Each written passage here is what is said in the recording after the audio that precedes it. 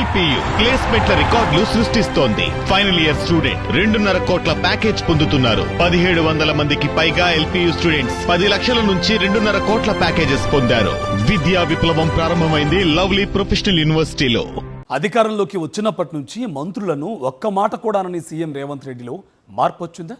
మంత్రులే లక్ష్యంగా పనితీరును మార్చుకోవాలంటూ వారిపై ఆయన చేసిన వ్యాఖ్యలను ఎలా చూడాలి? రేవంత్ అంత హఠాత్తుగా మంత్రుల పనితీరుపై ఎందుకు ఆగ్రహం వ్యక్తం చేస్తున్నారు? ఈ ప్రశ్నలు ఇప్పుడు తెలంగాణ కాంగ్రెస్లో చర్చనీయాంశాలుగా మారాయి.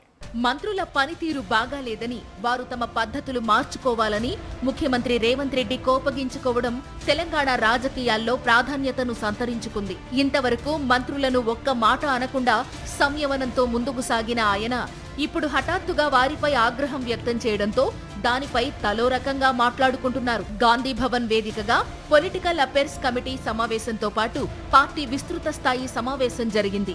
ఈ సమావేశంలో సీఎం రేవంత్ రెడ్డి సహచర మంత్రులను ఉద్దేశించి హాట్ కామెంట్స్ చేశారనే చెప్పవచ్చు.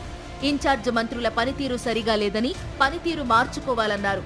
కార్పొరేషన్ పదవులను ఎవరికి ఇవ్వాలనే విషయంలో ఇన్ఛార్జ్ మంత్రులే చొరవ తీసుకోవాలని స్పష్టం చేశారు. ఇన్ఛార్జ్ మంత్రులు జాబితా తయారు చేసి ఇస్తే ఆయా పదవులను తాను భర్తీ చేస్తానంటూ స్పష్టం చేశారు. జిల్లాల్లో నెలకొన్న వివాదాలను కూడా పరిష్కరించాల్సింది ఆయా జిల్లాల ఇన్ఛార్జ్ మంత్రులే అంటూ స్పష్టం చేశారు. వచ్చే లోకల్ బాడీ ఎన్నికల్లో 90% విజయం సాధించేలా మంత్రులే బాధ్యత తీసుకోవాలని సీఎం రేవంత్ రెడ్డి గట్టిగా స్పష్టం చేశారట. మంత్రులను ఉద్దేశించి పార్టీ వేదిక మీద సీఎం రేవంత్ ఈ స్థాయిలో ఫైర్ కావడం ఇదే మొదటిసారి అని గాంధీ భవన్ వర్గాలు చెబుతున్నాయి. ఏడాదిన్నర కాలంలో మంత్రులను డైరెక్ట్ గా కానీ ఇండైరెక్ట్ గా కానీ ఏ ఒక్కరోజు పల్లెత్తు మాట అనని సీఎం రేవంత్ రెడ్డి హఠాత్తుగా ఫైర్ అవ్వడంతో అందరూ ఉలిక్కిపడ్డారు.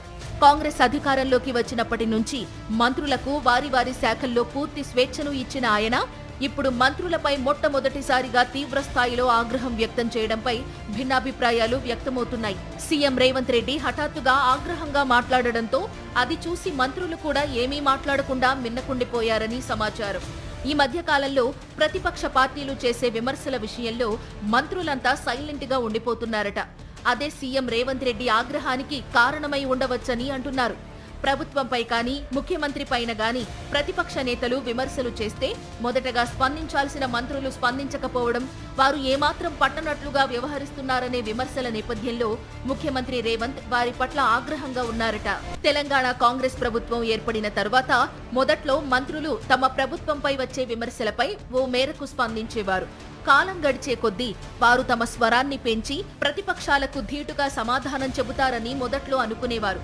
కానీ రాను రాను మంత్రుల స్వరం ఆశించిన స్థాయిలో పెరగలేదని, ప్రభుత్వంపై వచ్చే విమర్శలను ఎదుర్కోలేకపోతున్నారనేది సీఎం రేవంత్ రెడ్డి అభిప్రాయమట. ప్రతిదానికి సీఎంగా తాను స్పందించడం అనేది బాగుండదని, మంత్రులు వాడి వేడిగా రియాక్ట్ అయితేనే పార్టీకి డ్యామేజ్ జరగదని ఆయన చెబుతున్నారట. ఈ క్రమంలో ఆయన రాజకీయ వ్యవహారాల కమిటీ సమావేశం సందర్భంగా మనసులో మాటల్ని, ఆగ్రహాన్ని వెళ్లగక్కారని గాంధీభవన్ వర్గాలు చెబుతున్నాయి. ఇప్పటికైనా మంత్రుల్లో మార్పు వస్తుందో లేదో వేచి చూడాలి.